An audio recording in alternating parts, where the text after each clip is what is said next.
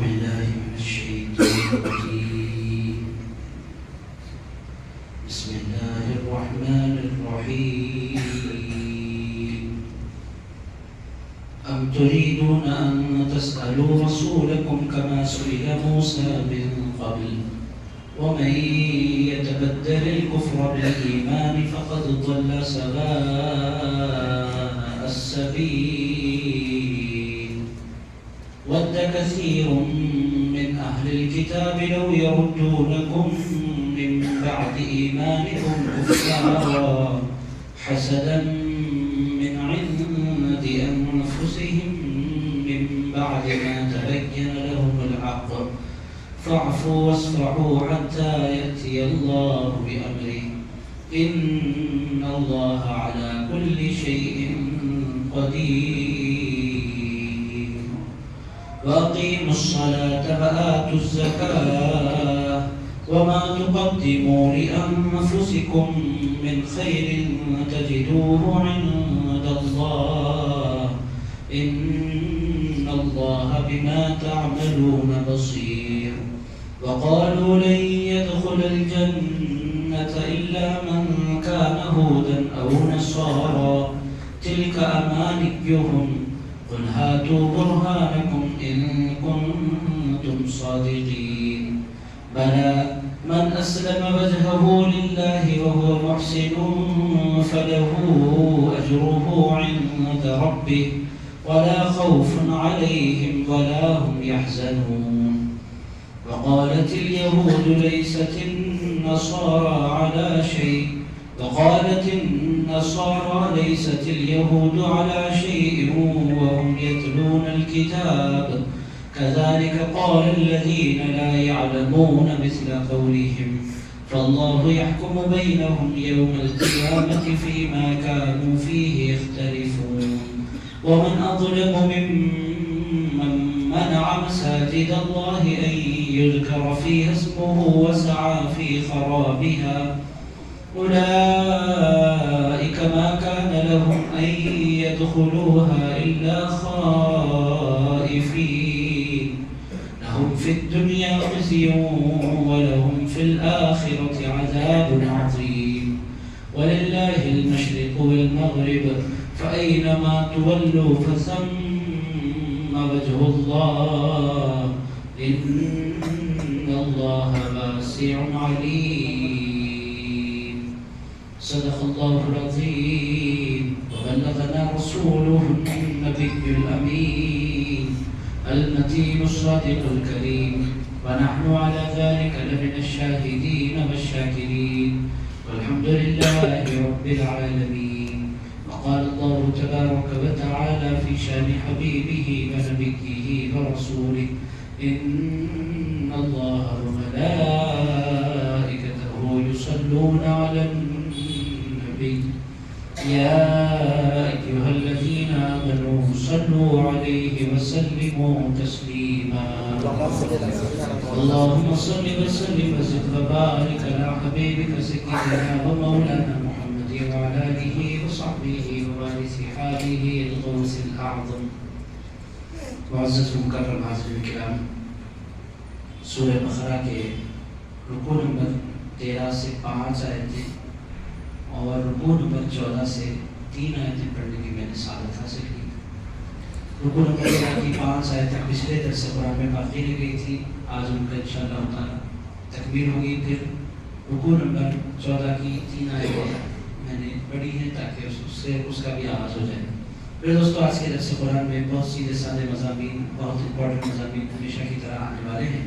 اللہ تعالی ارشاد فرماتا ہے ام تریدون ان تسألوا رسولکم، کیا تم اس بات کا ارادہ کرتے ہو کہ پوچھو اپنے رسول سے سوالات کما سئل، جیسے پوچھے گئے موسیٰ علیہ السلام سے من قبل، اس سے پہلے.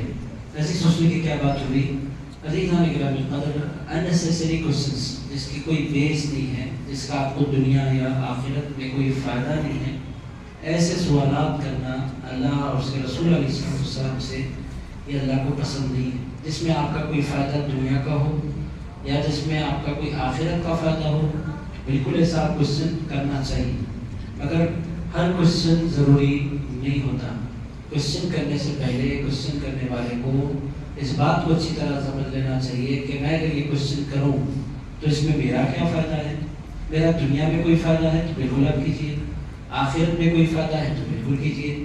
نہ دنیا میں کوئی فائدہ ہے نہ آخرت میں کوئی فائدہ ہے, تو ایسا سوال کرنا اللہ تعالیٰ کو پسند نہیں ہے. کیوں پسند نہیں ہے؟ کیا حضور نہیں جانتے؟ عزیزان اکرام, حضور بہت سے سوالات کے جوابات جانتے ہیں, مگر حضور علیہ السلام کا ٹائم بہت امپورٹنٹ ہے. انیسیسری کوشچنس حضور سے لوگ کرتے بیٹھیں گے تو اس میں حضور کا ٹائم برباد ہوگا, اور اللہ کو یہ گوارا نہیں ہے کہ حضور علیہ السلام کی زندگی کا ایک لمحہ بھی بیکار باتوں میں صرف ہو. عزیز دوستو, اللہ تعالیٰ پسند کیا کرتا ہے؟ اللہ تعالیٰ یہ چاہتا ہے کہ حضور اپنا کام, اپنا مشن جس قدر ہو سکے لوگوں کو اللہ کی طرف راغب کرنے کا جو مشن ہے حضور اس کو چلاتے رہیں, اور جب بھی فرصت ملے اللہ تعالیٰ فرماتا ہے فَإِذَا فَرَغْتَ فَانْصَبْ وَإِلَىٰ رَبِّكَ فَارْغَب. اے میرے حبیب, جب بھی آپ فارغ ہو جائیں ساری ذمہ داریوں سے, آپ سیدھے لوٹیں اپنے پروردگار کی طرف. آپ بیٹھ جائیں میری بارگاہ میں, آپ مجھ سے باتیں کریں, آپ میری تسبیح کریں, آپ میری ثنا کریں, آپ میری حمد کریں, آپ کی زبان پر میرا ذکر ہو. اے میرے حبیب, آپ کی زندگی کے جو لمحات ہیں اس پر دونوں کا حق ہے. ایک حق اگر بندوں کا ہے تو دوسرا حق پروردگار کا ہے. عزیزان اکرام, دونوں کے حقوق کا بیان ہے. تو اللہ تعالیٰ نے فرمایا کہ انیسیسری کوشچنس جس کا کوئی بیس نہیں, جو کوئی معنی نہیں رکھتے, اس طرح کے کوشچنس بہت سے لوگوں سے ایک دوسرے سے کر لیا کرتے ہیں. آپ کو معلوم ہے کہ اس کا رنگ کیا ہے بھائی, جس کا کوئی فائدہ نہیں ہے ایسا کوئی کوشچن حقیقت کا علم. عزیز دوستو, اس طرح کی باتیں کر کے بہت سے لوگوں کا ٹائم ویسٹ کرتے ہیں. اسلام سیدھی سیدھی بات, کھری کھری بات کرنے کی دعوت دیتا ہے. الجھانا اور فلسفے بیان کرنا یہ اسلام میں پسندیدہ نہیں ہے. 2 اور 2 4 اسلام کے جو اصول ہیں بہت سیدھے, یہ دین ہے, اس پر عمل کرو, یہ ہے دین. بالکل سیدھی سیدھی باتیں قرآن کی. الجھانا, پیچیدہ باتیں کرنا, ڈیفیکلٹ کوشچنس کرنا, خود کا بھی وقت برباد کرنا, لوگوں کا بھی وقت برباد کرنا, یہ اسلام میں پسندیدہ نہیں ہے. یہ کام کون کرتے تھے؟ موسیٰ علیہ السلام کی قوم یہ کام کیا کرتی تھی, اور بہت سی مرتبہ ایسے کوشچنس انسان کے عقیدے کو بعض مرتبہ برباد کرنے کا سبب بن جایا کرتے ہیں. تو عزیز دوستوں, کبھی بھی کوئی بھی کوشچن کرنے سے پہلے اتنی بات ضرور سمجھ لینا چاہیے, ذہن نشین کر لینی چاہیے کہ میرے اس کوشچن سے میرا کوئی فائدہ ہے دنیا کا یا میرا کوئی فائدہ ہے آخرت کا. تو بالکل وہ کوشچن کرنا چاہیے. ایک صاحب نے مجھ سے پوچھا وہ جو براق تھا اس کو کتنے پر ہیں. عزیزان اکرام, ایک صاحب نے مجھ سے پوچھا بیراس کے بیان کے بعد, وہ جو براق تھا اس کے پر کتنے ہیں. عزیز دوستوں, میں نے ان سے کہا اگر اس کو 2 پر ہوں تو بھی ٹھیک, اگر 100 پر ہوں تو بھی ٹھیک. اس کے پروں کا نہ آپ کو کوئی فائدہ ملنے والا ہے نہ مجھے فائدہ کوئی ملنے والا ہے. عزیز دوستو, اس کو کہتے ہیں انیسری, بالکل بیکار, جس کا کوئی بیس نہیں ہے. عزیز دوستو, براق جیسا بھی ہے, آپ کا مقصود یہ ہے کہ حضور کی سواری کے لیے استعمال ہوا ہے, ٹھیک ہے. ایسی چیزیں بہت سے لوگوں کا ایسا شوق ہوتا ہے, وہ کس نے ایجاد کیا, یہ کیسے شروع ہوا.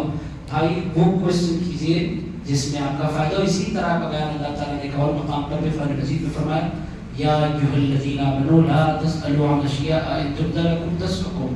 اے لوگوں, ایسے سوالات نہ کرو اگر ان کا جواب مل جائے تو تمہیں خود نقصان ہوگا. تو ایسے کوشچنس مت کرو. ایک مثال آپ کی خدمت میں رکھتا ہوں. حضور علیہ السلام پر آیت نازل ہوئی, وَلِلَّهِ عَلَى النَّاسِ حِجُّ الْبَيْتِ مَنِ اسْتَطَاعَ إِلَيْهِ سَبِيلًا. اللہ تعالیٰ نے جو بندہ استطاعت رکھتا ہے اس پر اللہ کے گھر کا حج کرنا اللہ نے فرض قرار دیا ہے. یہ اللہ تعالیٰ نے اپنے حبیب پر آیت اتاری. حضور نے اپنے صحابہ کو آیت سنائی. ایک صحابی اٹھ کر کھڑے ہو گئے, افی کل عام یا رسول اللہ, یا رسول اللہ, کہ حج کرنا ہر سال فرض ہے. رسول اللہ علیہ السلام نے سن کر بھیڑ کو جان مار دیا, جواب نہیں دینا چاہا. حضور نے پھر وہی بات, یا رسول اللہ, کہ ہر سال حج کرنا فرض ہے. حضور نے بھی پھر پھیر لیا. پھر وہی کوشچن, یا رسول اللہ, کہ ہر سال حج کرنا فرض ہے. حضور نے ارشاد فرمایا ایسے سوالات نہ کرو, اگر میری زبان سے ہاں نکل جائے تو مالداروں پر ہر سال حج کرنا فرض ہو جائے گا. میری جو کہ زبان ہے, میں ایک اتھارٹی ہوں, مجھ سے ایسے سوالات نہ کرو. اللہ نے فرمایا زندگی پہ ایک مرتبہ کرو. تو ان کی کوشچن زیادہ کر کے اپنے آپ کو انسان پریشان کر لیا کرتا ہے, پابندیاں زبردستی کے انسان لگا لیا کرتا ہے. تو یہ بہت سے لوگوں کا مزاج ہوتا ہے کہ غیر ضروری سوالات کرتے ہیں. اللہ تعالیٰ نے اس سے منع فرمایا. آپ بولیں گے قرآن میں ان چیزوں کا بیان کیوں ہے؟ قرآن زندگی میں سوال کیسے کرنا ہے یہ بھی ادب قرآن سکھلایا کرتا ہے. عزیز دوستو اسی کو تو قرآن کہتے ہیں. قرآن مجید ایک ایسی کتاب ہے کہ سوال کرنے کا انداز بھی، سوال کرنے کا ادب بھی، کوشچن کیسے کیا جائے یہ بھی قرآن اپنے ماننے والوں کو سمجھایا کرتا ہے. دوستو یہ اتنی بیسک چیزیں ہیں جس کی طرف اسلام توجہ دیتا ہے، قرآن توجہ دیتا ہے. کون سے مذہب میں یہ ساری چیزیں سکھلائی جاتی ہیں؟ عزیزان گرامی قدر، ہم کتنے خوش نصیب ہیں کہ اللہ نے ہمیں مسلمان بنایا اور ہمارے ہاتھوں میں قرآن فرمایا. میرے دوستوں کے بات کرنے کا سلیقہ تک اللہ تعالیٰ ہمیں قرآن مجید کے ذریعے سکھلایا کرتا ہے. سوال کرنے کا طریقہ تک اللہ تعالیٰ ہمیں قرآن مجید کے ذریعے سکھلایا کرتا ہے. اس کے بعد اللہ فرماتا ہے وَمَن يَتَبَدَّلِ الْكُفْرَ بِالْإِيمَانِ، جو کفر کے بدلے ایمان کے بدلے کفر کو تبدیل کرے فقد ضل سواء السبیل، وہ سیدھے راستے سے بہت دور جا نکلا. عزیزان گرامی قدر، بہت سی مرتبہ ایمان کے دائرے سے انسان غلط سوالات کر کے خارج ہو جایا کرتا ہے. تو اسی لیے اگر خدا نخواستہ وسوسے بھی ذہن میں آ رہے ہیں، ان وسوسوں کو اگنور کرنا چاہیے، زبان پر ان وسوسوں کو لانا نہیں چاہیے. یہ انتہائی انسان کے لیے گرفت کی بات ہو جایا کرتی ہے. اس کے بعد آگے بڑھیں، اللہ تعالیٰ فرماتے ہیں وَدَّ كَثِيرٌ مِّنْ أَهْلِ الْكِتَابِ، اہل کتاب میں سے بہت سے لوگ یہ چاہتے ہیں، کیا چاہتے ہیں؟ لَوْ يَرُدُّونَكُمْ، کہ تمہیں پھیر دے مِن بَعْدِ ایمانکم، تمہارے ایمان کے بعد کفارا، تمہیں کفر کی طرف پھیر دے، تمہیں کافر بنا کر چھوڑ دے. یہ کس کی تمنا ہے؟ اللہ تعالیٰ فرماتا ہے یہ تمنا یہودیوں کی ہے، یہ تمنا عیسائیوں کی ہے. ان کی تمنا کیا ہے؟ ان کا ایک بہت بڑا خواب ہے کہ دنیا کے جو مسلمان ہیں وہ ان کو کافر بنا کر چھوڑ دیں. میرے دوستو حیدرآباد میں وہ لوگ شاید کامیاب نہیں ہیں، مگر ویسٹرن کنٹریز میں بسنے والے بہت سے نوجوان اس وقت ایسے ہیں. ایک تو وہ ہیں جو کرسچن ہیں اور یہودی ہیں، وہ لوگ قرآن اور دین جان کر مسلمان ہو رہے ہیں. مگر دوسری طرف ایک بہت بڑا طبقہ ایسا ہے جو مسلمان گھرانے میں پیدا ہونے کے بعد اسلام سے دور ہو رہا ہے. ایک سسٹم ان لوگوں نے ایسا بنایا ہوا ہے کہ جب وہ سسٹم میں بندہ پڑھنے کے لیے بچہ جاتا ہے، دیکھتے ہی دیکھتے وہ اتنا ماڈرن ہو جاتا ہے کہ اس کو نہ اللہ پر بھی بھروسہ رہتا ہے، نہ رسول اللہ پر بھی بھروسہ ہوتا ہے. ہمارے ہاں الحمدللہ حیدرآباد میں اللہ تعالیٰ کا بڑا فضل ہے کہ ایمان کا ایک ماحول ہے. آپ دیکھیں حافظ صاحب تشریف لے جا رہے تھے، کتنی خوشی سے لوگوں نے ان کو عمرے کے لیے ودا کیا. یہ ایمان کی علامت ہے. عزیزان گرامی، ایمان جہاں ہوتا ہے پھر اہتمام بھی ہوتا ہے. میرے دوستو اگر بہت سے علاقے اس وقت ایسے ہیں دنیا کے کہ وہاں کے مسلمان جو چلے گئے وہ تو خیر محفوظ ہیں، ان کی جو نسلیں ہیں، ان کی جو اولادیں ہیں وہ محفوظ نہیں. بڑے بڑے خاندان، بڑے بڑے علماء کے خاندان، انتہائی ریپیوٹیڈ جو فیملیز ہیں، وہ جب انہوں نے یہاں سے موو کیا یو ایس کی طرف اور کینیڈا کی طرف، ان کی اولادوں کو آپ دیکھیں آپ کو یقین نہیں آتا. پردہ ان کی کوئی چیز نہیں. میں دیکھ رہا ہوں اپنی آنکھوں سے بڑے بڑے خاندان، حیدرآباد کے زبردست خاندان، جب پلٹ کر آتے ہیں 10-10 سال میں، 12-12 سال میں، لڑکے بالکل انگریزوں کی طرح، لڑکیاں بالکل بے پردہ. یہ ساری چیزیں، یہ تخلیہ نسی باتیں ہیں. عورت کو چھپانا ہے، کوئی چھپانا نہیں ہے. یہ سب بیکار کی باتیں ہیں کہ اسلام نے پیک کر دیا ہے. وہ پرانے دور کی باتیں ہیں کہ 1400 سال پہلے چلتا تھا، اب یہ ساری باتیں نہیں چلیں گی. عزیزان گرامی قدر، اسلام سے دور ہو رہے ہیں. عزیز دوستو یہ بہت بڑا پرابلم ہے. ہو کیوں رہا ہے؟ اللہ تعالیٰ فرماتا ہے یہ پوری دنیا کی یہودیوں کی ایک تمنا ہے اور پوری دنیا کی عیسائیوں کی ایک تمنا ہے. ایک ہی تمنا ان کی ہے کہ ایمان والوں کو ہم کافر بنا دیں. عزیز دوستو اس مشن پر وہ لوگ مسلسل کام کیے جا رہے ہیں. غذاؤں میں ملاوٹ آپ لوگ تمام لوگ جانتے ہیں. عزیزان گرامی قدر، کھانے میں ملاوٹ ان کی طرف سے کی جا رہی ہے. آپ جتنے پروڈکٹ استعمال کرتے ہیں ان میں کوئی نہ کوئی ایسی چیز داخل کر دیتے ہیں جس سے آپ کے ایمان میں خلل واقع ہو جائے. بڑی پلاننگ ہے، بڑی سازشیں ہیں جس کو ہم جیسے بھولے بھالے لوگ سمجھ نہیں پاتے. میرے دوستو آپ کے ہمارے کلچر پر بھی حملہ ہے، آپ کے ہمارے بچوں کے دین پر بھی حملہ ہے. آپ کرسچن مشنری اسکولز کی طرف جائیں گے تو وہاں کا جو ماحول بچوں کو دیا جاتا ہے وہ حیدرآباد ہے، بزرگوں کا فیض ہے، ایمان پر لوگ سلامت ہیں. ورنہ وہ سارے سلیبس پڑھنے کے بعد انسان ڈاؤٹ کرنے لگتا ہے اللہ پر بھی، اور بے بھروسے کی باتیں کرنے لگتا ہے رسول اللہ علیہ السلام پر بھی. بہرحال یہ یہودیوں کی بڑی تمنا کا اللہ رب العزت نے ذکر فرمایا. سودی نظام کے جکڑ میں اس وقت پوری دنیا آئی ہوئی ہے. سود کا ایک نظام ہے، یہ ایک کائنات ہے جو سود پر چل رہی ہے. پھر غذاؤں کے اندر ملاوٹ ہے، پھر کلچر پر آپ کے ہمارے حملہ ہے، میڈیا ان کے کنٹرول میں ہے. عزیزان گرامی قدر پھر سازش کے طور پر ایمان خراب کرنے کے لیے فحش سائٹس کا ایک طوفان ہے جو مسلمان بچوں کے ایمان کو برباد کرنے کے لیے ایک جال پھیلا دیا گیا ہے جو بزرگ ہیں کو پتا بھی نہیں ہے کہ کس قدر بےہودگی انٹرنیٹ پر موجود ہے. میرے دوستوں ایک بے حیائی کی دنیا پوری دنیا ایک انڈسٹری قائم کر دی گئی ہے عزیز دوستوں اور پوری دنیا کی عزیزان گرامی قدر آپ بولیں گے وہ انڈسٹری سے ایمان کا کیا لینا دینا عزیز دوستوں بڑا گہرا تعلق ہے. حضور فرماتے ہیں ایمان وہاں رہتا ہے جہاں حیا رہتی ہے. جب حیا چلی جاتی ہے تو ایمان بھی چلا جایا کرتا ہے. عزیزان گرامی قدر حیا اور ایمان یہ دونوں ایک دوسرے کے لیے لازم و ملزوم ہیں. حیا گئی ایمان گیا. عزیزان گرامی قدر جو بے حیا ہو جاتا ہے آگے چل کر وہ بے ایمان ہو جاتا ہے. آپ بولے اتنا امپورٹنٹ کیوں ہے؟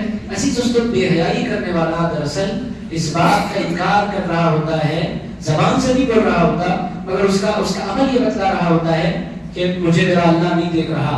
زبان سے وہ نہیں بولتا مگر بے حیائی کا ارتکاب کرنے والا اپنے عمل سے اس بات کا اظہار کر رہا ہوتا ہے کہ اللہ نہیں ہے. میرے دوستوں یہ ہر درجہ پہ ایمان یہ ہے کہ انسان اللہ موجود ہے اور انسان اپنے عمل سے اس بات کا اظہار کرے کہ اللہ نہیں ہے. تو بہرحال یہودیوں کی 1500 سال پرانی یہ سازش ہے اور عیسائیوں کی 1500 سال سے یہ کوشش جاری ہے. کوشش کیا ہے کہ ایمان لو یردونکم من بعد ایمانکم, تم ایمان والو تم جو ایمان کے ساتھ ہونا تم ایمان والے ہونے کے بجائے تم کافر ہو جاؤ. کفارا تمہیں کافر بنا کر چھوڑ دے اور اس میں وہ ایک بڑی حد تک کامیاب بھی ہو رہے ہیں. ہماری جو بچیاں اسلام چھوڑ کر غیر مسلموں سے شادی کر رہی ہیں یہ بھی کیا ہے, یہ بھی سازش کا ہے. ابھی اب آپ بولیں گے اس میں یہودیوں کا کیا لینا دینا, عیسائیوں کا کیا لینا دینا. میرے دوستوں میں تنظیموں کے نام نہیں لیتا مگر ہمارے ہندوستان میں بھی ایسی تنظیمیں کام کر رہی ہیں کہ وہ ہیڈ بالکل یہودی نہیں ہے مگر وہ برانچ ہے یہودیزم کی.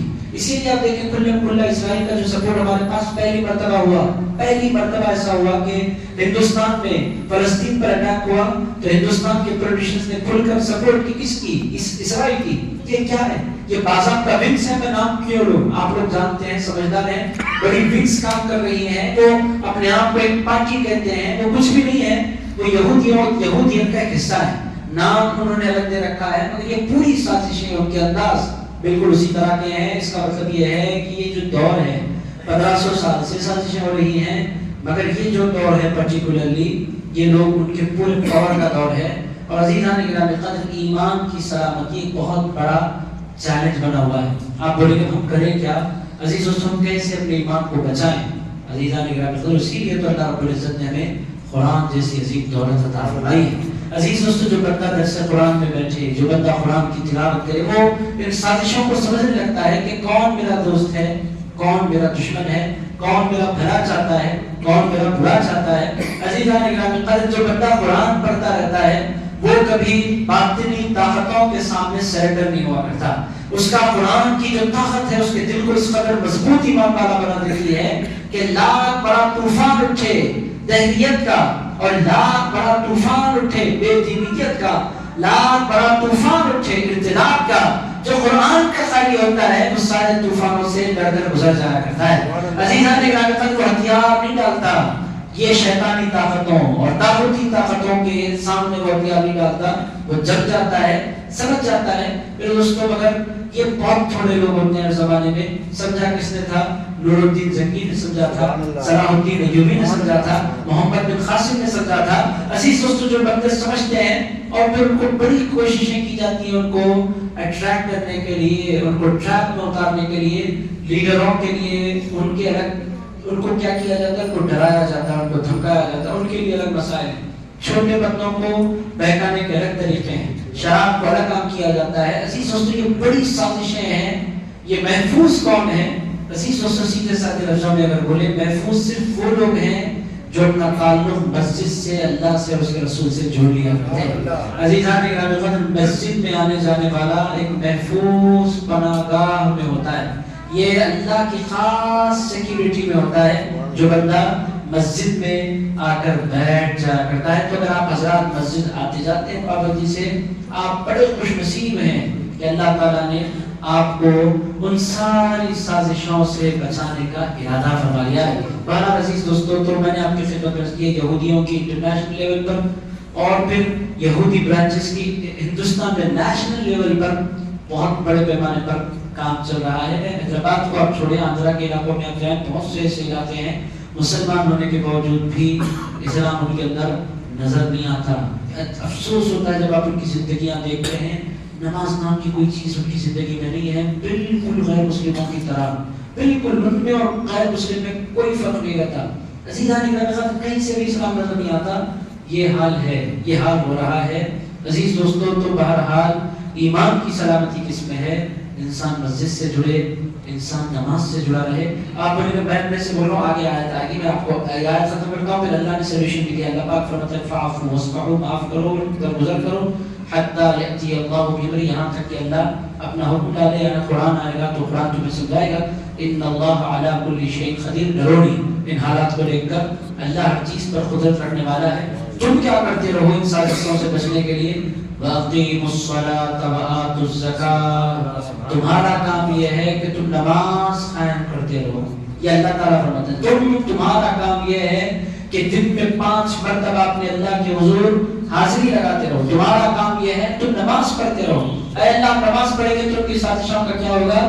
تمہارا کام میری بارگاہ میں آ کر سرنڈر ہو جانا ہے، تمہاری حفاظت کرنا ہی ہمارا کام ہے. تم تک کر نہیں لے سکتے، تمہارا کام ہے آؤ چھپ جاؤ، اپنے آپ کو میرے حوالے کر دو. سبحان ربی الاعلیٰ کی ثنا بلند کرو، اس بات کا اقرار کرو کہ اے اللہ میں مجبور ہوں، تو طاقتور ہے. اے اللہ میں بچ نہیں سکتا مگر تو بچا سکتا ہے. اے پروردگار میں کمزور ہوں اور تو بہت طاقتور اور قوتوں کا مالک ہے. عزیز دوست، اللہ تعالیٰ کا مطلب اقیموا الصلاۃ، تمہارا کام کیا ہے؟ تم ایک کام کرتے رہو، نماز پڑھتے رہو، نماز مت چھوڑو. آپ بولے نماز کا کیا تعلق ہے؟ میرے دوستوں، 5 مرتبہ کوئی بندہ کسی کے گھر جائے اور جا کر نوکری چاکری کرے تو پھر وہ جو گھر والا ہے وہ کیسے پیار نہیں کرے گا؟ وہ تو بولے گا بھائی جیسا بھی ہے دن میں 5 مرتبہ میرے دروازے پر آ کر کھڑا ہو جاتا ہے. عزیزان گرامی، حضرت بایزید بستامی سے اللہ نے فرشتے کو بھیجا بایزید بستامی کے پاس.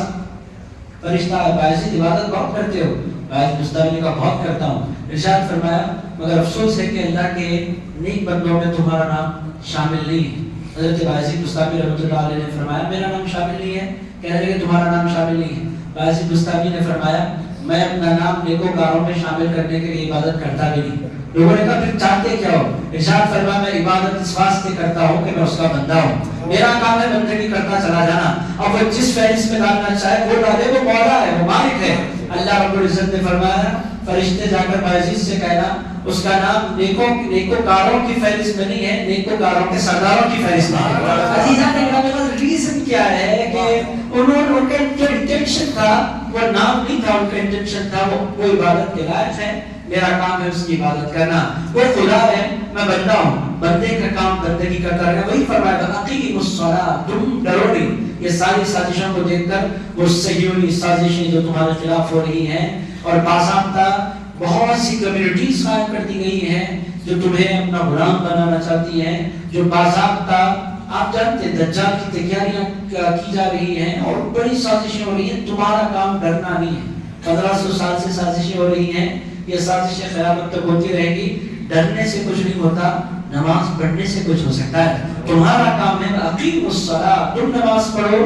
عزیز دوستو، نماز ایمان کی سلامتی کا ایک بہت بڑا ذریعہ ہے جس کو ہمیں لائٹ نہیں دینا چاہیے. اس کے بعد فرمایا وآتوا الزکاۃ، زکات دیتے رہو. آپ بولیں کہ زکات دینے سے ایمان کی حفاظت کیسے ہو سکتی ہے؟ عزیزان گرامی قدر، مسلمان اگر واقعی زکات دینے لگ جائیں تو مسلمانوں میں جو غریب لوگ ہیں وہ غریب نہیں رہ سکتے. اللہ رب العزت نے مسلمانوں کو اتنا مال دیا ہے کہ وہ واقعی انصاف کے ساتھ اپنے مال کی زکات نکالیں گے تو ان کی اپنے سوسائٹی میں بسنے والے مقروض نہیں رہیں گے، قرضوں میں نہیں رہیں گے، قرضے ادا ہو جائیں گے. ہماری سوسائٹی کی بچیاں شادیوں کے لیے پریشان نہیں ہوں گی، ان کی شادیاں ہو جائیں گی. ہمارے جو سوسائٹی کے بچے ایجوکیشن پانا چاہتے ہیں، فیس بھرنے کے لیے ان کو کوئی مسئلے کا سامنا نہیں کرنا پڑے گا. زکات کے ذریعے ان کی فیسیں ادا ہو جائے گی. ہوتا کیا ہے، انسان کی غریبی کا فائدہ اٹھا کر بہت سے لوگ ان کو ایمان سے کفر کی طرف لوٹا دیا کرتے ہیں. آپ اگر جائیں چھوٹے چھوٹے گلیوں کی طرف، بڑی تعداد میں ہندو اور چھوٹی تعداد میں مسلمان جو دین چھوڑ رہے ہیں، کرسچن جو بن رہے ہیں، اس کا سبب کیا ہے؟ مال کے ذریعے لوگوں کے ایمان کو خریدا جاتا ہے. اللہ تعالیٰ فرماتا ہے اپنے لوگوں کا خیال رکھنا تمہاری ذمہ داری ہے. اے اللہ کرے کیسے ان کی خیال داری کتنا نکالیں. اللہ فرماتا ہے الگ سے مت نکالو، سال میں ایک مرتبہ انصاف کے ساتھ زکات نکال دو. تم اتنا نکال دو گے نا خود بخود غریبی ختم ہونے لگے گی. عزیز دوستو اگر زکات میں بڑی ڈنڈی ماری جاتی ہے, بڑی ہوشیاریاں کی جاتی ہیں, میں زکات پر کچھ نہیں بولتا, یہ پلرز ہیں اسلام کے, نماز زکات, دونوں کا ذکر اللہ تعالیٰ, روزے کا ذکر کہیں نہیں فرماتا اللہ, اور حج کا ذکر کہیں نہیں فرماتا. کثرت کے ساتھ اللہ جب بھی نماز کا ذکر فرماتا ہے وہی اللہ تعالیٰ اس کا ذکر فرماتا ہے, زکات کا ذکر فرماتا ہے. ایک معنی میں اس کو اگر آسان کر کے دیکھیں, نماز اللہ کا حق ہے اور زکات بندوں کا حق ہے. عزیزان گرامی قدر, نماز پڑھنے والا اللہ کا حق پورا کر دیا کرتا ہے, زکات دینے والا بندوں کا حق پورا کر دیا کرتا ہے. اور جو بندہ نماز نہیں پڑھتا وہ اللہ کا حق مارتا ہے, اور جو بندہ زکات نہیں دیتا وہ بندہ بندوں کا حق مارتا ہے. عزیز دوستو, اسلام بہت بیلنسنگ سکھلاتا ہے. ایسا نہیں کہتا کہ تم اللہ کے ہو جاؤ بندوں کو چھوڑ دو, یہ بھی نہیں کہتا کہ تم بندوں کے ہو جاؤ اللہ کو چھوڑ دو. اسلام ایک بیلنس لائف کی طرف لوگوں کو بلاتا ہے کہ انسان کو اللہ بھی یاد رہے اور انسان اللہ کے بندوں کی بھی خدمت کرتا رہے. میرے دوستو, اسی لیے کہتے ہیں صوفیہ کرام, اولیاء کی دو قسمیں, ایک مجذوب ہے, ایک سالک ہے.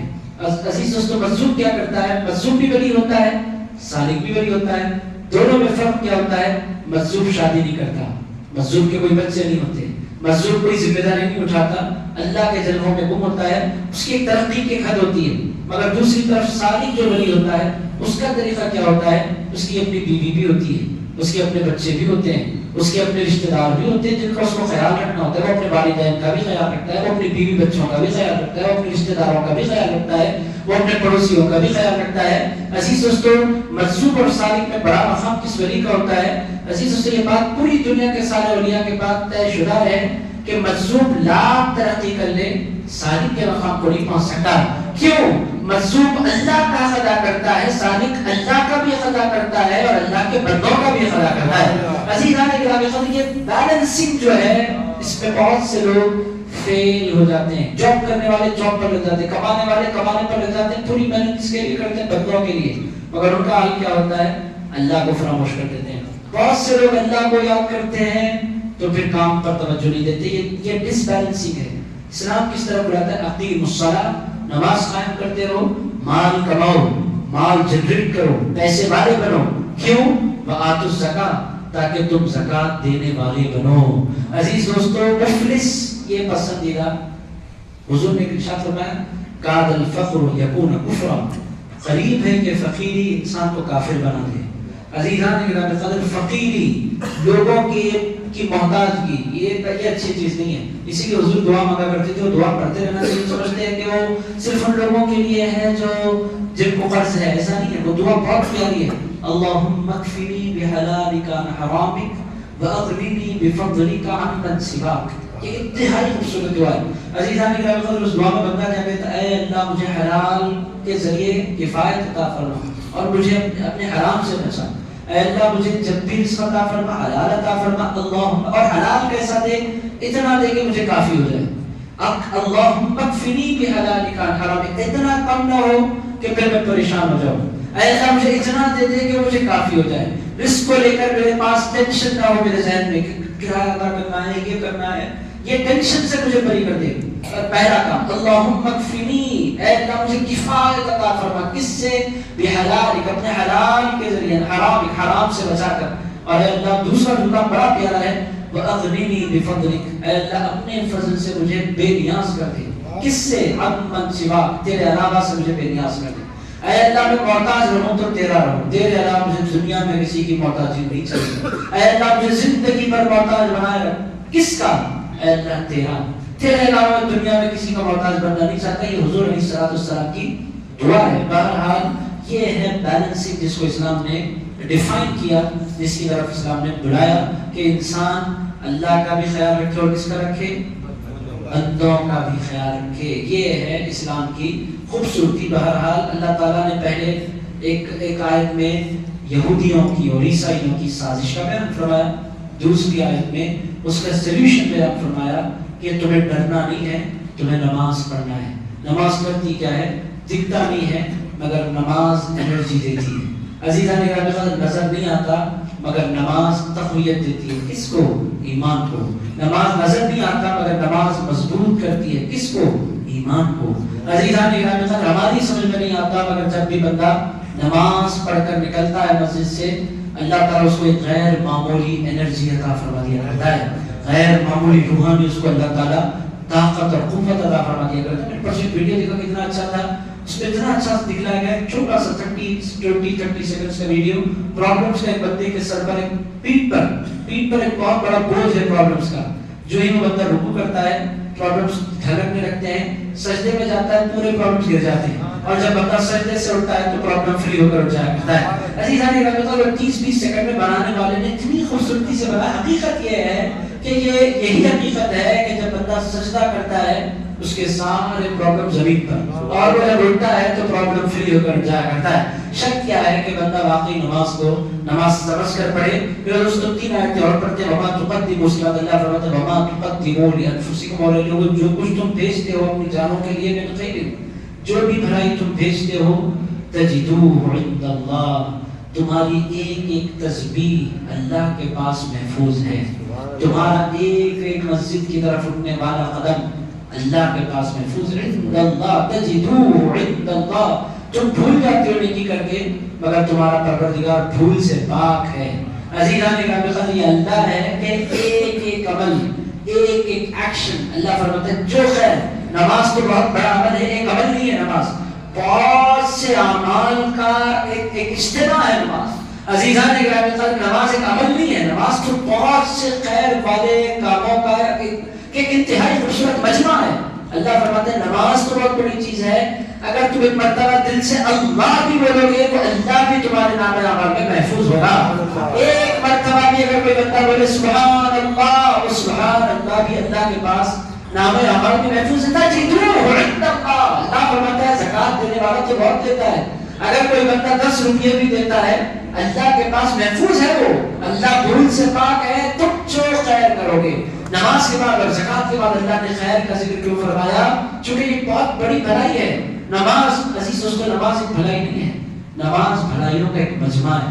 میرے دوستو، نماز پڑھنا، میں کیا آپ کو سناؤں، نماز پڑھنے والا وضو کرتا ہے، وضو کرنا خود ایک اللہ سے قرب کا ایک بہت بڑا باعث ہے، خود قرب کا ایک بہت بڑا ذریعہ، وضو کرنا اللہ سے قرب کا ذریعہ، مسجد کی طرف چل پڑنا اللہ سے قرب کا ذریعہ، عزیزان گرامی، مسجد پہنچ کر دعا پڑھنا یہ بھی اللہ سے قرب کا ذریعہ، تکبیر کہنا یہ بھی قرب کا ذریعہ، ثنا پڑھنا یہ بھی قرب کا ذریعہ، قرآن پڑھنا یہ بھی اللہ سے قریب کرنے کا باعث، رکوع کرنا یہ بھی اللہ سے قریب کرنے کا باعث، سجدے میں جانا یہ تو اتنا بندے کو اللہ سے قریب کر دیتا ہے کہ دنیا میں کوئی عمل بندے کو اللہ سے اتنا قریب نہیں کرتا۔ جب بندہ اپنی زمین پر کر دیتا ہے تو وہ پروردگار کی بارگاہ میں پہنچ جایا کرتا ہے۔ کتنی بھلائیاں ہیں، سلام بھی ہے، درود بھی ہے، ذکر بھی ہے، استغفار کیا نہیں ہے، آپ مجھے بولیں آخر ہے کیا نہیں؟ تو عزیز دوستو، یہ نماز ہے۔ اللہ تعالیٰ فرماتا ہے نماز پڑھنے والا تو کتنی خیر، کتنی بھلائیاں اپنے نامہ اعمال میں پائے گا۔ وہ تو آگے کی بات، جو ایک چھوٹی سی خیر، ایک چھوٹی سی خوبی، چھوٹا سا کام اگر تم کر لو گے وہ ہو سکتا ہے تمہارے بخشش کا باعث بن جائے۔ تجدوه عند اللہ۔ عزیزان گرامی، جو روایت کتنی مشہور ہے، وہ روایت میں سناتا ہوں، درس تیزی سے ختم کرتے ہیں۔ وہ روایت بہت مشہور، وہ روایت کیا بخاری کی حدیث مبارک ہے۔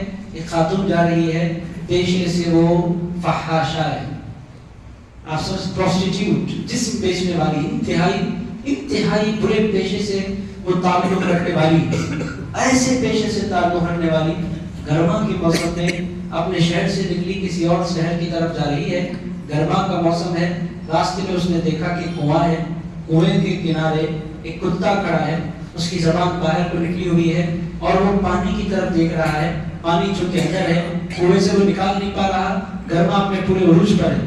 اس خاتون نے کیا جب اس نے محسوس کیا کہ اس کتے کو شدت کی پیاس لگی ہے، اس نے اپنے گلے سے اپنی ہڈی نکالی، اپنا جوتا نکالا، اس کو باندھا اور اندر چھوڑ دیا پانی میں، اور اس کو اس میں سے پانی نکالا تو اس پانی کو اس نے کتے کو اپنے ہاتھ میں لے کر پانی پلایا، ختم۔ وہ جیسی تھی ویسی تھی، اس نے کوئی نیکی نہیں کی، بس اتنی نیکی اس نے کی کہ پیاسے کتے کو اس نے پانی پلایا۔ عزیزان گرامی قدر، حضور فرماتے ہیں میدان محشر جب وہ حاضر ہوگی، اللہ تعالیٰ فرمائے گا تو نے میری مخلوق کے ساتھ محبت کا سلوک کیا تھا، اے اللہ میں گناہ گار تھی۔ ارشاد فرمائے گا تو نے میری مخلوق کے ساتھ محبت کا سلوک کیا ہے، اس ایک عمل کی وجہ سے میں تیری مغفرت فرما رہا ہوں۔ عزیزان نے کہا یہ ہے اللہ، ایک خیر ہوئی انسان کے ساتھ نہیں، ماں کے ساتھ نہیں، باپ کے ساتھ نہیں، بیوی کے ساتھ نہیں، بھائی کے ساتھ نہیں، بہن کے ساتھ نہیں، اس نے جو سلوک کیا ہے بیٹوں کے ساتھ نہیں، پڑوسیوں کے ساتھ نہیں، انسانوں کے ساتھ نہیں، ایک کتے کے ساتھ اگر کوئی بندہ نیکی کر لیتا ہے، کتے کے ساتھ اگر کوئی بندہ خیر کا معاملہ کرتا ہے، اللہ تعالیٰ فرماتا ہے وہ خیر بھی انسان کی مغفرت کا سبب بن جایا کرتا ہے.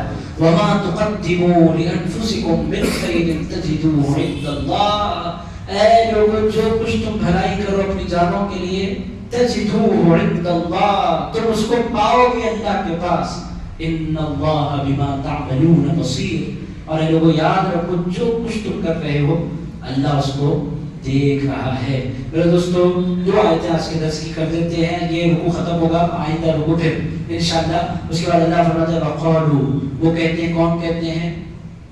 وہ کہتے ہیں، ان کا ذکر آیا پہلے یہودیوں کا اور عیسائیوں کا، اہل کتاب کا. تو بار بار اہل کتاب کہتے ہیں کی ضرورت نہیں، پہلے آگے ان کا ذکر، اسی لیے اللہ نے فرمایا وَقَالُوا.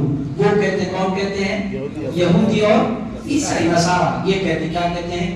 لَن يَدْخُلَ الْجَنَّةَ، ہرگز داخل نہیں ہوگا الا مگر من کان ہودن او نصارا. یہودی کہتے ہیں کہ جنت میں صرف یہودی داخل ہوں گے، اور کرسچن کہتے ہیں کہ جنت میں صرف کرسچن داخل ہوں گے. اللہ فرماتا ہے تلک امانیہم، یہ ان کی امیدیں ہیں. قل ہاتوا برہانکم، دلیل لاؤ ان کنتم صادقین، اگر تم سچے ہو تمہارے پاس کوئی دلیل ہے تو لاؤ. اس کے بعد اللہ نے جواب دیا نہ یہودی جنت میں جائیں گے نہ عیسائی جنت میں جائیں گے، بلا من اسلم وجہہ للہ. جنت میں نہ یہودی جائے گا نہ جنت میں عیسائی جائے گا، جنت میں تو وہ جائے گا جس نے اپنا سر اللہ کے آگے جھکا دیا ہو. مسلمان من اسلم وجہہ للہ، جو اپنا چہرہ اپنا رخ اللہ کی طرف کر دے، جو اللہ کے احکامات کے آگے اپنی گردن جھکا دے، جو سجدے کرے. بلا من اسلم وجہہ للہ، جو رخ پھیر لے اپنا اللہ کی ذات کی طرف، جس کی راتوں میں اور جس کے خیالوں میں جس کی فکروں میں اللہ ہوتا ہے. بلا من اسلم وجہہ للہ، جو اپنا رخ پھیر لے اللہ کی ذات کی طرف، ہوگا کیا؟ وہ محسن، وہ نیک ہوگا. فَلَهُ أَجْرُهُ عِندَ رَبِّهِ، اس کا اجر اس کے پروردگار کے پاس موجود ہے. یہ ہے ایمان والے. لا بلا خوف علیہم، ان کو کوئی خوف نہیں ہے. ولا هم يحزنون، جو اپنا سر اللہ کے آگے جھکا لیتا ہے، اللہ تعالیٰ ایک بدلہ اس کو دیتا ہے. وہ بدلہ کیا ہے؟ اس کو خوف سے اللہ بری کر دیتا ہے، اور اللہ تعالیٰ لاکھ پریشانیاں ہوں اس کو غمزدہ ہونے نہیں دیتا. عزیزان گرامی قدر، اللہ تعالیٰ غموں سے بچا لیتا ہے کس کو؟ اس کو جو اللہ کے آگے سرنڈر ہو جائے. آپ بولیں گے کہ مسلمانوں کو غم نہیں ہوتا. عزیز دوستوں پریشانیاں لاکھ ہوں گی مگر اس کی مسکراہٹ ختم نہیں ہوتی، چونکہ وہ لاکھ ٹینشن اس کو ہوں گے. وہ جب آ کر اپنے اللہ کو غم سناتا ہے تو اس کے سارے غم ہلکے ہو جایا کرتے ہیں. عزیزان گرامی قدر، پہاڑ کے برابر اس کا غم ہوگا. جو ہی اپنے پروردگار کی بارگاہ میں ہاتھ اٹھاتا ہے، وہ پروردگار اس پہاڑ جیسے غم کو ایک ذرے کے برابر کر دیا کرتا ہے. اور عزیزان گرامی قدر، جس کے پاس ایمان نہیں ہے، ایک ذرے برابر بھی اس کے پاس غم ہوگا، اس کو ایک پہاڑ کی طرح نظر آئے گا. چونکہ اصل جو ہے وہ دل کا جو سکون ہے وہ اللہ کی ذات کے ساتھ جڑا ہوا ہے. عزیز دوستو اللہ کو سنانے والا کبھی غمزدہ نہیں رہتا. اللہ تعالیٰ کا وعدہ ہے قرآن، جس نے اپنا سر جھکایا، جس نے اپنا غم اپنے اللہ کو سنایا، جو اپنے اللہ کا ہو گیا، میرے دوستو پھر نہ وہ خوف اس کو کوئی ہوگا، اس کو کبھی غم نہیں ہوگا. غموں سے بھی وہ آزاد، خوف سے بھی وہ آزاد. شرط کیا ہے؟ من اسلم وجہہ للہ، جو اپنا چہرہ اپنا رخ کر لے اللہ کی جانب. تو عزیز دوستو ہمیں قرآن کی طرف سے کیا بات سمجھ میں آتی ہے کہ ہمیں روزانہ اپنی زندگی میں ایسے اوقات داخل کر لینا چاہیے کہ ہم اپنے اللہ کو، کوئی پرابلم چل رہا ہے، کوئی پریشانی چل رہی ہے، اپنے اللہ کو سنائیں. اور عزیز دوستو ایمان کی بات کیا ہے؟ جب بندہ دل سے اللہ کو پکارتا ہے، اگر وہ اس کی کیپیبل بھی نہیں رہتا تب بھی اللہ اس کو عطا فرما دیا کرتا ہے. کتنوں کو ایسا ہم نے اپنی زندگی میں دیکھا ہے کہ وہ ہدایت بھی نہیں تھے مگر پکارا انہوں نے اللہ کو دل سے. اللہ تعالیٰ فرماتا ہے تو تھا نالائق، مگر تو نے چونکہ دل سے پکارا تو تیرے اندر لیاقت بھی ہم پیدا فرما دیں گے، صلاحیت بھی تجھے ہم دیں گے. پہلے اہل بنائیں گے پھر نعمت دیں گے تجھے. تو نااہل تھا، تو نااہل تھا اس نعمت کے تو لائق نہیں تھا، مگر تو نے پکارا ہمیں ہے. تو نااہلوں کو اہل بنانا ہمیں آتا ہے، نالائقوں کو لائق بنانا ہمیں آتا ہے. جو ڈیزرو نہیں کرتے ان کو ڈیزرونگ کے قابل بنانا ہمیں آتا ہے. ہمیں تو نے پکارا جس کو وہ بہت بڑی شان والا ہے، وہ بڑی قوت والا ہے، وہ بڑی قدرت والا ہے. تیرا کام کیا ہے؟ بس تجھے تیرا کام ہے مجھے پکارنا. عزیز دوستو یہ دنیا کی ایک بہت بڑی دولت ہے. بندہ اندازہ بھی نہیں کر سکتا کہ یہ مجھے کیسے مل گیا، میں تو ڈیزرونگ ہوئی نہیں. اور اللہ فرماتا ہے تو ڈیزرونگ نہیں تھا مگر تو نے پکارا جس کو تھا وہ بڑی طاقت والا تھا. تو قابل نہیں تھا مگر جس کو تو نے پکارا تھا وہ بڑی قدرتوں کا مالک تھا. عزیزان گرامی بندے کی ذمہ داری یہ ہے کہ اللہ کو وہ پکارتا رہے. بلا من اسلم وجهه للہ، اپنا چہرہ اپنا رخ، انی وجہت وجہی للذی فطر السماوات والارض، میں نے اپنا چہرہ اس ذات کی طرف کر لیا ہے جو آسمانوں کا اور زمین کا پیدا کرنے والا ہے. وما انا من المشرکین، میری نظریں اس پر ایسے جم گئی ہیں کہ پھر میں کسی اور کی طرف دیکھتا بھی نہیں ہوں. میں مشرک نہیں ہوں، میرا کنسنٹریشن ہمیشہ ایک ذات پہ لگا رہتا ہے، وہ ذات پروردگار کی ذات مبارکہ ہے. آپ بولیں گے پھر وسیلے لینے والے کہاں گئے؟ یہ رسول اللہ کی طرف رخ کرنے والے. اب یہ لوگ سوال کرتے ہیں جب میں ایسی بات کروں تو کچھ کسی کے بھی ذہن میں پیدا ایک ذات کی بات آپ نے کی ہے، پھر رسول اللہ کہاں سے آئے، غوث پاک کہاں سے آ گئے؟ عزیزان گرامی قدر، غوث پاک ہوں، رسول اللہ ہوں، اللہ تک پہنچنے کا ایک ذریعہ ہی ہے. عزیزان گرامی قدر، ہم غوث پاک کو معبود نہیں کہتے، ہم رسول اللہ کو معبود نہیں کہتے، ہم ان کو کہتے ہیں یہ بھی ہیں تو اللہ تک پہنچنے کا وسیلہ ہے. معبود تو بس ایک ہے، اس ذات کو پروردگار کہتے ہیں. عزیزان گرامی قدر، اللہ کے لیول پر نعوذ باللہ ریاض باللہ تعالی اللہ اللہ ہے، رسول اللہ ہے. عزیزان گرامی قدر اللہ ہے. بہت سے لوگ کہتے ہیں اتر گیا محمد خدا بن کر. عزیز دوستو ایسی قسم کی جاہلانہ قسم کی باتیں نہیں کرنا چاہیے. وہ الگ بات ہے کہ رسول اللہ میں اللہ کے جلوے نظر آتے ہیں، مگر بات وہ کرنی چاہیے جو ایمان کی ہو. ہمارے پاس دو ذاتیں الگ الگ ہیں، ایک ذات اللہ کی ہے، ایک ذات رسول اللہ کی. ہاں محبت دونوں کی ایک ہے. یہ بات بولیے، محبت ان سے پیار کرو تو وہ خوش ہوتا ہے، ان سے پیار کرو تو یہ خوش ہوتے ہیں. عزیزان گرامی عطا ایک ہے مگر ذات ایک نہیں ہے. ذات الہی اور ہے، ذات مصطفیٰ اور ہے. بہرحال عزیزان گرامی معبود کون ہے؟ وہ تو ایک ہے. مشرک ہم نہیں. عزیزان گرامی شرک کا مطلب کیا ہے؟ اللہ جیسا کسی کو سمجھنا، اللہ جیسا کسی کو ماننا. نعوذ باللہ ریاض باللہ تعالی. نہ رسول اللہ اللہ جیسے ہیں، نہ غوث اعظم اللہ. رسول اللہ نہیں ہے تو کوئی اور کہاں؟ عزیزان یہ تو کلمہ پڑھنے والے ہیں، وہ کلمہ پڑھانے والے بھی. عزیز دوستو اللہ نہیں ہے، اللہ کے محبوب ہیں، اللہ کے پیارے ہیں، اللہ کے مصطفیٰ ہیں، اللہ کے مجتبی ہیں، مگر اللہ نہیں ہے. عزیز دوستو یہ بات بڑی امپورٹنٹ ہے. بلا من اسلم وجهه للہ وهو محسن، جس نے اپنا رخ کر لیا اللہ کی طرف اور نہیں فلہ اجرہ عند ربی، اس کا اجر اس کے پروردگار کے پاس ہے. اور اس کا بدلہ کیا؟ جس نے اپنا چہرہ اس کی طرف کر لیا اس کا بدلہ کیا؟ ولا خوف علیہم، اس پر کوئی خوف نہیں، ولا هم يحزنون، اور وہ غم زدہ نہیں ہوں گے. اور یہ اللہ کا خاصہ کیا ہوتا ہے؟ لاکھ ٹینشن ہو وہ آپ کو ٹینشن میں نظر نہیں آتے، وہ آپ کو مسکراتے ہوئے نظر آتے ہیں. عزیزان گرامی اولیاء اللہ جو ہوتے ہیں لاکھ تکلیف انسان ہے، تکلیف ان کو بھی ہوتی ہے، بیماریاں ان کو بھی آتی ہیں. ایسا نہیں کہ ان کو بیماریاں نہیں آتی، پیروں کو آتی ہیں بیماریاں. تو پھر اولیاء اللہ کو کیوں نہیں ہے؟ بیماریاں بھی آتی ہیں، تندرستیاں بھی آتی ہیں، حالات کا سامنا بھی ان کو کرنا پڑتا ہے، مگر غم ان کے پاس نہیں ہوتا. چونکہ غم دینے والے کو سب غم سنا کر حاضر رہتے ہیں. تو وہ کہتا ہے تو جب میرے پاس آ گیا، صحیح راستے پر تو پہنچ گیا، تو تیرا غم ہلکا کرنا ہی ہماری ذمہ داری ہے. بوجھ سینے پر نہیں رہتا، اسٹریس نہیں رہتا، ٹینشن نہیں رہتا. عزیزان گرامی قدر یہ ہے قرآن، جس چیز کی طرف قرآن آپ کو بلاتا ہے. اور ان چیزوں کی زمانے میں سخت ضرورت ہے. میرے دوستو آپ لوگوں کو پتا ہے کہ اس زمانے میں اسٹریس کے پیشنٹس بڑھ رہے ہیں، راتوں کو نیند نہیں آ رہی، بہت سے لوگوں کو دوائیاں کھانی پڑ رہی ہیں. آپ لوگ جو کہ مسجد میں بیٹھے آپ لوگوں کو نہیں معلوم دنیا میں کیا ہو رہا ہے. آپ لوگ بولیں گے ہمیں تو کبھی کھانا نہیں پڑتا. عزیزان گرامی مسجد آنے جانے والوں کا قصہ یہی ہے کہ گولیاں کھانی زیادہ نہیں پڑتی. یہ کیوں نہیں کھانی پڑتی؟ مسجد آ جایا کرتے. عزیزان گرامی مسجد آنے والوں پر یہ اللہ کا خصوصی فضل ہوتا ہے کہ اللہ تعالیٰ اس کو غموں سے بچا لیتا ہے. یہ اللہ کا وعدہ ہے. میرے دوست سے میں نہیں کہہ رہا، یہ اللہ کا وعدہ ہے کہ جو بندہ واقعی دل سے نماز پڑھے اور نماز پڑھ کر بھاگے نہیں. میرے دوست ہمارے پاس ہوتا کیا ہے؟ نماز پڑھنے کی بھاگنا نہیں بولتا ہے، جلدی نکل کر مسجد سے بھاگو. فرض کی نماز کے بعد کی دعا بھی ہم پر بہت سی مرتبہ بار بن جایا کرتی ہے. ایسا نہیں ہونا چاہیے. ٹائم پلان کریں نماز کے لیے تاکہ نماز اطمینان سے ادا ہو سکے. بہرحال یہ ہے آپ بولیں گے نماز کہاں سے آ گئی، یہ آج کا سبجیکٹ نہیں نماز. عزیزان گرامی نماز کا قصہ کیا ہے، ہر ایمانی موضوع میں نماز داخل ہو جایا کرتی ہے. نماز میں داخل نہیں کرتا، یہ اللہ کا طریقہ ہے کہ پورے ایمان کو اللہ جوڑ دیتا ہے نماز سے. یہ اللہ کا طریقہ ہے، چونکہ نماز کیا اللہ نماز سے جوڑتا ہے پورے معاملات کو، اور نماز انسان کو اللہ سے جوڑ دیتا ہے. عزیزان گرامی قصہ یہی اللہ فرماتا ہے پورے معاملات جڑے ہوئے نماز سے، اور نماز کس کو جوڑ دیتی ہے اللہ سے. اور جو ہی بندہ اللہ کے آگے جھکا، قصہ ختم. میرے دوستوں میں چاہتا تھا کہ 14ویں رکوع سے بھی چند آیتیں آپ کو پڑھ کر سناؤں، مگر آج کا وقت بہت چلتا ہے. بہرحال کوئی کوشچن آپ حضرات کا ہے تو ضرور ریز کریں. کوئی بغیر وضو سے ہے تو قرآن شریف سن سکتا ہے. فرمایا جی. کوئی جسم کو بولتے دیکھے تو اللہ یا دو کوشچنز ہم نے کیے ہیں. پہلا کوشچن یہ کیا ہے کہ تلاوت کے لیے کیا وضو ضروری ہے؟ عزیز دوستو سننے کے لیے، تلاوت سننے کے لیے، پڑھنے کے لیے، سننے کے لیے دونوں باتیں عرض کر دیتا ہوں.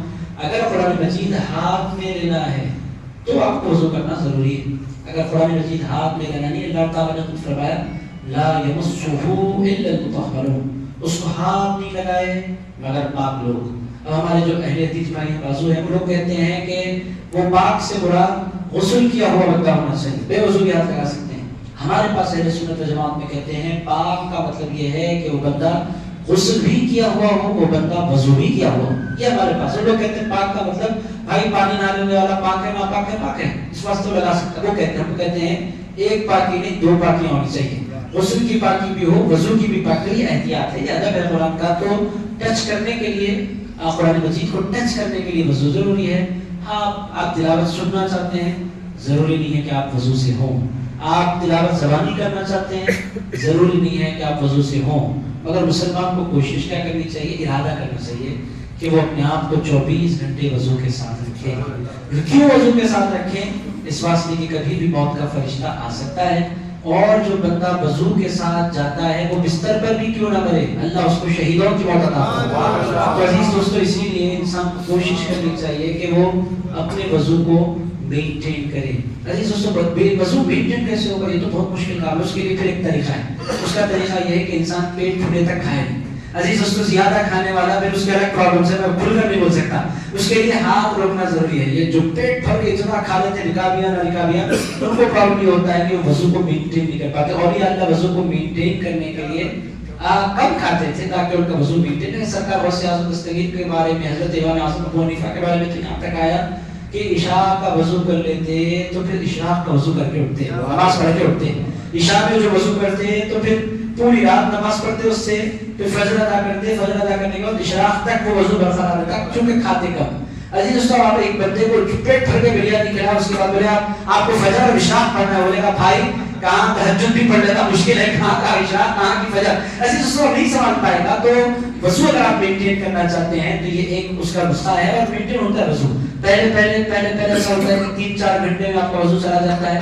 جب آپ اس کو کانشیسلی ارادے کے ساتھ مجھے وضو مینٹین کرنا ہے، جب ارادہ کر لیتے ہیں تو پھر آپ دیکھیں گے کہ پیٹ کے پرابلم بھی ختم ہوتے ہیں، ہاضمے کے پرابلم بھی ختم ہوتے ہیں، اور پیٹ واقعی آپ کو مینٹین میں رکھتا ہے. تو بہرحال وضو سے رہنے کی کوشش کرنا چاہیے. جب وضو سے بندہ رہے تو کبھی بھی بندہ قرآن پڑھے. وضو سے رہنے کے فائدے زیادہ نہیں بیان کرتے، ایک بڑا فائدہ آپ کر دیتا ہوں. عزیز دوستو وضو سے جو بندہ رہتا ہے بہت بڑا فائدہ اس بندے کو یہ ہوتا ہے کہ اس کو نیکی کی توفیق ملتی رہتی ہے. ہم وضو سے رہنے والے بچے کو ٹھیک ہے، وضو سے آپ بیٹھے رہیں خود بخود ہی لوگ قرآن شریف رکھا ہے تھوڑی دیر پڑھ لیں گے. وضو کرا ہوا ہوں میں، اور وضو جو نہیں کرا وضو کرنا، ٹھنڈا پانی سردی کے دان تو پھر پڑھیں گے مسجد کے جب ایسا دل بولتا ہے اندر سے کہاں اٹھنا کہاں وہ ایسا انسان کا دل بولتا ہے. اگر بندہ وضو سے رہے خود بخود دل بولتا ہے چلو قرآن پڑھ لیں گے، دل بولتا ہے کتاب پڑھ لیں گے، دل بولتا ہے تسبیح پڑھ لیں گے. تو وضو سے رہنے کی انسان کو کوشش کرنی چاہیے. دوسری بات مولانا صاحب نے فرمائی کہ ایسی کوئی بات آئی ہے کہ کچھ بندے ایسے ہیں کہ جن کو دیکھو تو اللہ یاد آ جائے. عزیزان گرامی یہ بات حدیث مبارک میں آئی ہے کہ جو اللہ کا نیک بندہ ہوتا ہے اس کی صحبت میں بیٹھے یا اس کا دیدار کرے تو انسان کو اللہ یاد آ جائے. اور نیک بندے کی علامت یہ بھی اللہ کے رسول علیہ السلام نے بیان فرمائی کہ جب نیک بندے کی صحبت میں بندہ بیٹھتا ہے تو دنیا سے دل اچاٹ ہوتا ہے اور آخرت کی طرف دل مائل ہو جایا کرتا ہے. عزیزان گرامی یہ نیک بندوں کی علامات حضور پاک علیہ السلام، جس کی صحبت، جس کی تقریر، جس کا کلام تمہیں آخرت کی طرف مائل کرے وہ نیک ہے، اور جس کا کلام تمہیں دنیا کی طرف مائل کرے وہ نیک نہیں. عزیزان گرامی کیا دنیا بری چیز پہ، اور پھر سوال پر سوال نکلتا چلا جائے گا، دنیا بری چیز نہیں ہے، پلاننگ بری چیز نہیں ہے، عزیزان گرامی اسٹریٹجیز ہونی چاہیے. اب آپ بڑے کہ بندہ مینیجر ہے، اب وہ اپنے پوری ٹیم کو بٹھا کر چلو ایک کام کرتے ہیں ہم اور آپ آخرت کی تیاری کرتے ہیں. بھائی ایسا نہیں ہوتا، اس کا اپنا سبجیکٹ ہے، اس کو ٹیم کو لے کر چلنا ہے. آپ کو نہیں پکا دنیا دار، آپ کی جاب کی جگہ پر نہیں، اس کی پرسنل زندگی میں. جاب کی جگہ پر تو بندہ کرے گا جاب نہیں، میں یہ دنیا کی باتیں نہیں کرتا، میں صرف آخرت کی باتیں کرتا ہوں. آئیے کل صراط ایسا ہے بھائی، یہ سبجیکٹ نہیں ہے، یہ کمپنی میں یہ باتیں نہیں ہو سکتی. تو عزیزان گرامی ساتھ پرسنل، آپ کمپنی میں ہیں، جاب پر ہیں، آپ کاؤنٹر پر بیٹھے ہیں دکان کی، آپ بیٹھے اڈلی وڑا بیچنے کے لیے، اڈلی مت کھاؤ، وڑا مت کھاؤ، یہ ڈوسا کھانا، یہ اس سے کچھ بھی نہیں رکھا ہے، ذکر کرو، تسبیح کرو. بھائی آپ کہیں یہاں بیٹھے کیوں؟ تو عزیز دوستو، جہاں بیٹھے آپ، بہت سے لوگ کرتے کیا ہے، دونوں میں گڑبڑ کر دیتے. میں بہت سمجھتے ہیں میں اللہ والا ہوں، اور کوشش کیا کرتے ہیں کہ جو بندہ آپ سے جو سیکھنے آیا ہے، جو لینے آیا ہے، وہ دینے کے بجائے اس کو پکڑ کر تقریر شروع کر دیتے ہیں. تقریر کا ایک موقع ہوتا ہے، ہر جگہ ہر بندے کو پکڑ کر تقریر نہیں کی جاتی. تو یہ باتیں ہیں، مگر یہ ہے کہ اس کی پرسنل لائف اگر آپ دیکھیں تو آپ کو ایسا محسوس ہوتا ہے کہ اس کے ساتھ میں بیٹھوں تو یہ مجھے اللہ کی طرف مائل کرتا رہتا ہے، اللہ والے ہونے کی علامت ہے.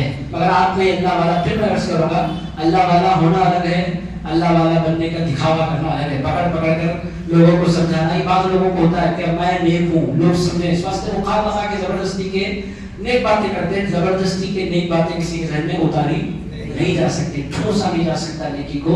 ہاں آپ کی شخصیت ایسی ہو کہ بندہ خود بخود اللہ کی طرف مائل ہو جائے. کوئی اور کچھ طرح مسئلہ نہیں رہا آنے والا ہے، کنڈوں کی نیاز کا مہینہ آنے والا ہے، کیا کیا جائے. عزیزان گرامی کنڈوں کی نیاز انشاءاللہ پھر تفصیل سے لیتے ہیں، 10 منٹ لگ جائیں گے. اتنی بات ہے کہ کنڈوں کی جو نیاز ہے وہ حضرت امام جعفر صادق علیہ السلام کی نیاز مبارک ہے.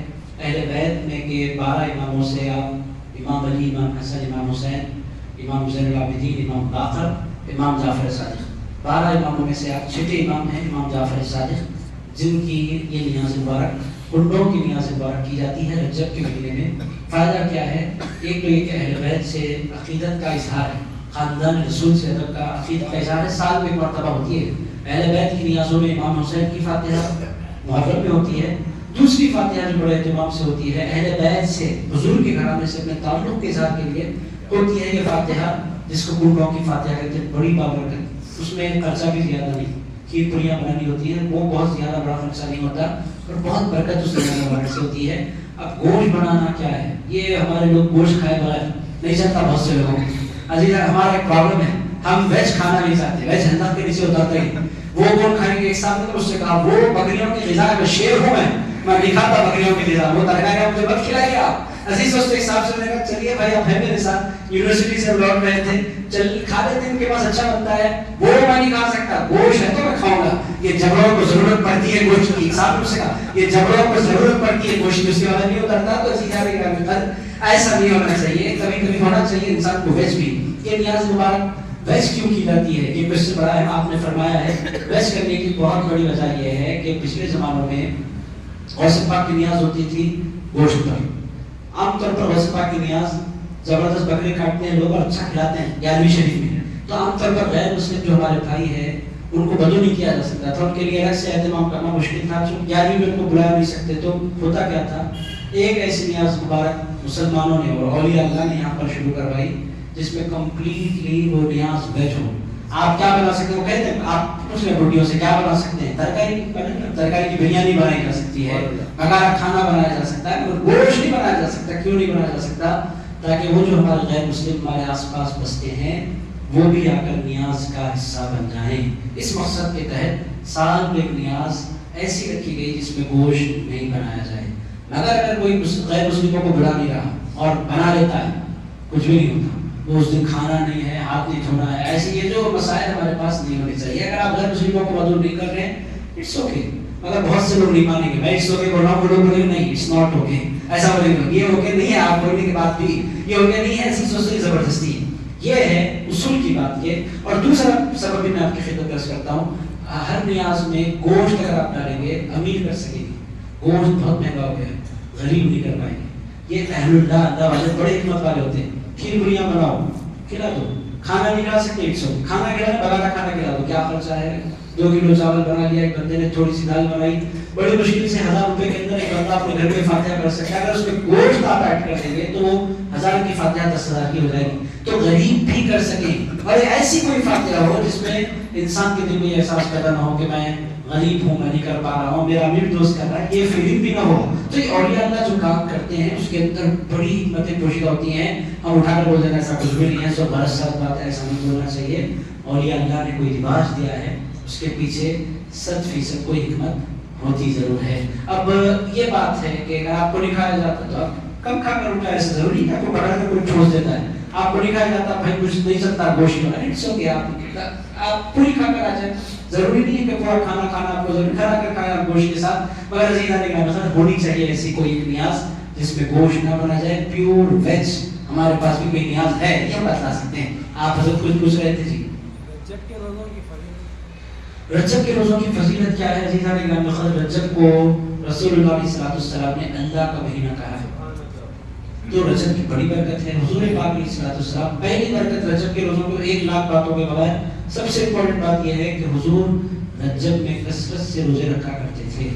تو رجب کے روزے جب بھی آپ رکھیں اس نیت کے ساتھ رکھیں کہ میرے سرکار رکھتے تھے, میں بھی رکھ رہا ہوں. دوستو سب سے بڑی بات شان اسی میں کہ بندہ حضور کی بات میں رکھے, حضور کی نقش قدم پر چلتے ہوئے رکھے, تو یہ سب سے بڑی اہم ہے. اس کے علاوہ ضعیف روایات بہت آئی ہیں, اور روایتوں پر گئے بغیر یہی بات کو ہمیں پیش نظر رکھنا چاہیے کہ یہ تو اللہ کا مہینہ ہے. پھر اس کے ساتھ ساتھ یہ ایک آپ رسول نے فرمایا جب اللہ کا مہینہ ہے, شعبان میرا مہینہ ہے, اور رمضان میری امت کی بخششوں کا مہینہ ہے. حضور پاک علیہ السلام رجب شہر اللہ, یہ اللہ کا مہینہ ہے. اللہ کا جب مہینہ ہے تو بندے کو اللہ سے قریب ہونے کی کوشش کرنی چاہیے. اور روزہ ایک بہت بڑا فیکٹر ہے انسان کو اللہ سے قریب کرنے کا. میرا خالی ہوتا ہے تو ذکر دل کی طرف مائل ہوتا ہے. یہ ایک لاجک ہے. جب پیٹ بھرا ہوتا ہے تو جسم عبادت کی طرف مائل نہیں ہوتا. پیٹ خالی ہوتا ہے تو جی چاہتا ہے کہ بندہ کثرت سے عبادت کرے. تو رجب سے ہی 3 باتیں ہو گئی. پہلی بات یہ کہ حضور کی بات ہے, دوسری بات یہ ہے کہ اللہ کے قرب کا سبب ہے, تیسری بات یہ ہے کہ رجب کا روزہ رمضان کی تیاری ہے. بندہ رجب سے رمضان کا آغاز کر دے تو کتنی زبردست پلان. اچھا عقل مند بندہ وہی ہوتا ہے جو اچھا پلان کرتا ہے. عزیزان گرامی جس کی پلاننگ جتنی اچھی ہوتی ہے وہ اتنا کامیاب ہوتا ہے. اب ہم جیسے بندے رمضان آنے کے بعد تیاری ایسا نہیں ہوتا. اہل اللہ کیا کرتے ہیں, رجب سے ہی رمضان کی تیاری. اب رمضان آنے والا ہے, روزے کیوں ہیں, رمضان آنے والا ہے, بخششیں میں پانے والا ہے, اللہ کا قرب ملنے والا ہے. میرے دوستو اب رجب سے جو بندہ تیاری کر لے, رمضان میں کیا کیا وہ بندہ نہیں کرے گا. آپ خود اندازہ لگائیں کتنی برکتیں رمضان میں وہ نہیں لوٹے گا. تو یہ 3 باتیں ہو گئی رجب کے روزے کے حوالے سے. مولانا صاحب کے ایک اور کوسچن لے لیتے ہیں. مولانا صاحب یہ سوال کر رہے ہیں کہ کسی بندے کو غسل دے دیا گیا اور اس کو اس کی نماز جنازہ پڑھا دی گئی, پھر اس کے بعد اس کا چہرہ کفن کھول کر دکھلایا جا سکتا ہے؟ 100% دکھلایا جا سکتا ہے, چونکہ شریعت نے منع نہیں فرمایا. بہت سے لوگ کہتے ہیں نماز ہوتے ہی اس کا حشر ہو گیا, ایسا نہیں ہوا. قبر میں اترنے کے بعد قبر کی منزل, حشر میں پہنچنے کے بعد حشر کی منزل. دنیا میں رہنے تک دنیا میں ہی بندہ ہے تو اس کا چہرہ بھی نہیں متبدل ہوا کرتا, ابھی تبدیل نہیں ہوا کرتا. اللہ کی شان ہے, اللہ چاہے تو تبدیل کر دے, اس کو جہنمیوں کی طرح ظاہر فرما دے. پر عام طور پر اللہ حضور کی عظمت کا کرم فرماتا ہے.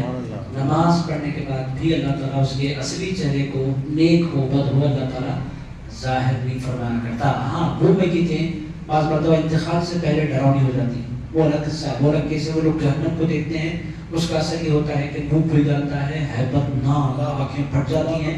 ایسی میں کتنی میں نے دیکھی ہے کہ ان کو دیکھو تو خوف ہوتا ہے, اور ایسی میں کتنی میں نے دیکھی ہے انتقال ہونے کے بعد جی چاہتا ہے وہ چہرہ دیکھتے ہی رہے. ایسی ہلکی مسکراہٹ, اتنا نورانی چہرہ. رسول ترکی کے کہیں بزرگ کا انتقال ہوا قادری سلسلے کے, اتنا منور چہرہ کہ میں فوٹو دیکھوں تو بس دیوانہ ہو جائے انسان, اتنا خوبصورت. انٹرنیٹ پر بہت وائرل ہوئی آج سے 4-5 دن پہلے. انٹرنیٹ کی بڑی برکت ہے, اچھی چیزیں بھی آ جاتی ہیں, بری چیزیں بھی آ جاتی ہیں. بری چیزیں دیکھو تو انسان کو نقصان ہوتا ہے, اچھی چیزیں دیکھو تو ایمان تازہ ہو جاتا ہے. تو ایسا ہوتا ہے. تو بہرحال چہرہ بالکل دکھلایا جا سکتا ہے. دلیل کیا ہے؟ دلیل یہ ہے کہ منع رسول اللہ نے نہیں فرمایا, یہی دلیل ہے. اگر غلط ہوتا تو حضور منع فرماتے, حضور نے منع نہیں فرمایا, تو اس کا مطلب یہ ہے کہ اس بات کی اجازت ہے, گنجائش ہے. میں سمجھتا ہوں کہ آج کے کوشچنس ختم ہو گئے. دعا کی طرف بڑھتے ہیں. اللہ رب العزت کی بارگاہ میں دعا ہے کہ پاک پروردگار ہماری آج کی اس مبارک محفل کو اپنی بارگاہ میں قبول فرما. اے پروردگار ہم تمام کو یہودیوں کی، عیسائیوں کی، کافروں کی سازشوں سے بچا. اے پروردگار ہم تمام کے ایمان کی حفاظت فرما. اے اللہ کو جب تک زندہ رکھ، ایمان کے ساتھ زندہ رکھ. اور اے اللہ ہماری آنے والی نسلوں کو بھی ایمان پر قائم رکھ. اے پروردگار ہم کو، ہماری نسلوں کو بے ایمانی سے بچا. اے پاک پروردگار ہم تمام کو ایمان کے ماحول میں جینے کی توفیق عطا فرما. اے پروردگار ایمان کی حفاظت کے لیے مولا دن میں 5 مرتبہ پورے شوق کے ساتھ نماز پڑھنے کی ہمیں توفیق عطا فرما. اے پاک پروردگار ہم کو مال عطا فرما، ہم تمام کو زکوٰۃ دینے والا بنا. اے پاک پروردگار ہم تمام کو آخرت کے لیے بھلائیوں کا جمع کرنے والا بنا. اے پاک پروردگار جو بندے تیری جانب رخ کر کے زندگی گزارتے ہیں بڑا، ان بندوں میں ہمارا نام بھی شامل فرما. اے پروردگار مال کی فکروں سے ہم کو بچا. اے پروردگار دنیا کے غموں سے ہم کو بچا. اے اللہ ہمارے دل کو سکون کی دولت عطا فرما. اے پروردگار ہم تمام کے دلوں کو راحت کی دولت عطا فرما. اے پروردگار مال کے پیچھے 24 گھنٹے بھاگنے سے ہم کو بچانا. اے پروردگار اپنی یاد کے ساتھ ہمیں دنیا عطا فرما. اے اللہ ایسا مال ہمیں عطا نہ فرما جو تجھ سے ہم کو دور فرما دے، تیرے رسول سے ہم کو دور فرما دے. اے اللہ ہمیں ایسا مال عطا فرما جو دل کے سکون کے ساتھ نصیب ہو جائے. اے پاک پروردگار ہم کو پھیلانے والے ہاتھ سے بچا. اے اللہ ہم کو بانٹنے والا ہاتھ عطا فرما، خیرات کرنے والا ہاتھ عطا فرما، تقسیم کرنے والا ہاتھ عطا فرما. اے اللہ مالداروں کی طرف للچائی ہوئی نظروں سے دیکھنے سے ہم کو بچا لے. اے پروردگار ہم کو زندگی پر اپنا محتاج بنائے رکھ. اللہم فکفنا بحلالک عن حرامک واغننا بفضلک عمن سواک، واغننا بفضلک عمن سواک، واغننا بفضلک عمن سواک یا واسع الکرم والمغفرہ. صلی اللہ تعالی علی خیر خلقہ ونور عرشہ سیدنا و مولانا محمد وعلی آلہ وصحبہ اجمعین والحمد للہ رب العالمین.